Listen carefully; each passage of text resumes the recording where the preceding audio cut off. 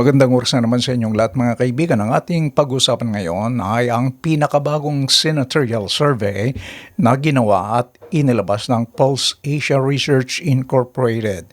Pero bagong lahat, huwag niyong kalilimutan na mag-subscribe sa ating channel kung hindi pa kayo subscriber.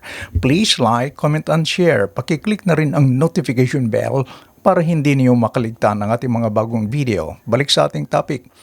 Inilabas ng Pulse Asia ang pinakabagong senatorial survey na ginawa noong March 23 to 29 sa pamamagitan ng face-to-face interview. Tinanong ang mga rehistradong botante sa buong bansa kung sino ang malamang na kanilang ibubuto bilang senador kung ang halalan ay gaganapin sa panahon ng survey. Mahigit isang buwan na lang ang natitira bago ang pambansa at lokal na halalan sa May 2025 nang ganapin ang survey. Sa karaniwan, lumalabas na siyam na kandidato na may media na 10 pangalan ang napili. Narito ang resulta ng nasabing survey ng Pulse Asia. Nanguna pa rin si Bongo ng PDP Laban na may nakuhang 61.9%. Nasa pangalawang posisyon naman si Erwin Tulfo ng Lakas. Siya ay nakakuha ng 51.1%. Si Tulfo ay number 1 noong January survey. Bumagsak siya ngayon sa number 2 position.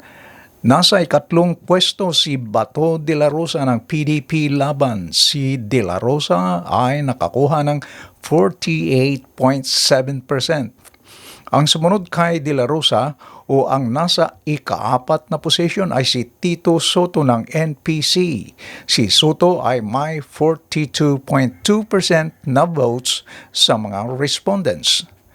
Sumunod kay Soto ay mula sa Nationalista Party, walang iba kundi si Pia Cayetano. Si Cayetano ay nasa ika-5 pwesto dahil 37.5% ang kanyang nakuha mula sa mga kasali sa survey.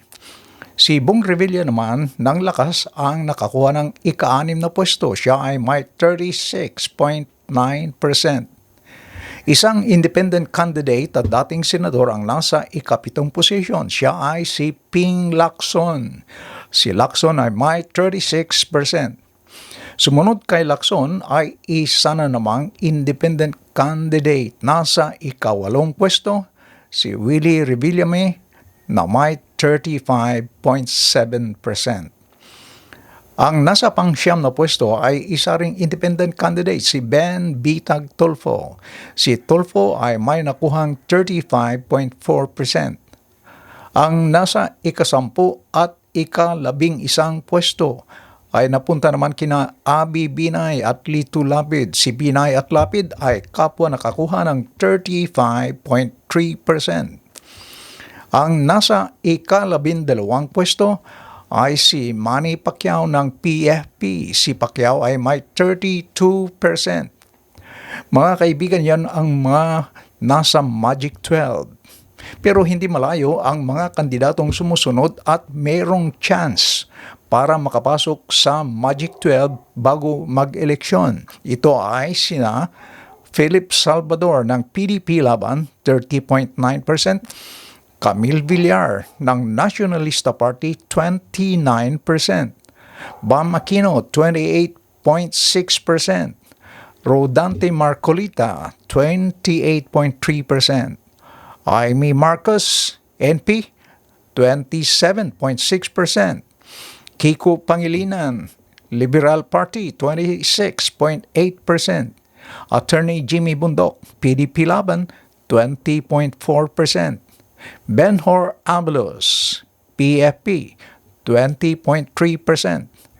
Francis Tol Tolentino, PFP, 20.2%. Si Gringo Unasan, RP, 18.4%. Colonel Busita, 16.7%. Attorney Vic Rodriguez, 15.8%. Attorney J.B. Hinlo, 15.5%. Attorney Rafael Lambino, 15.2%. And Apollo Kibuloy, 11.4%.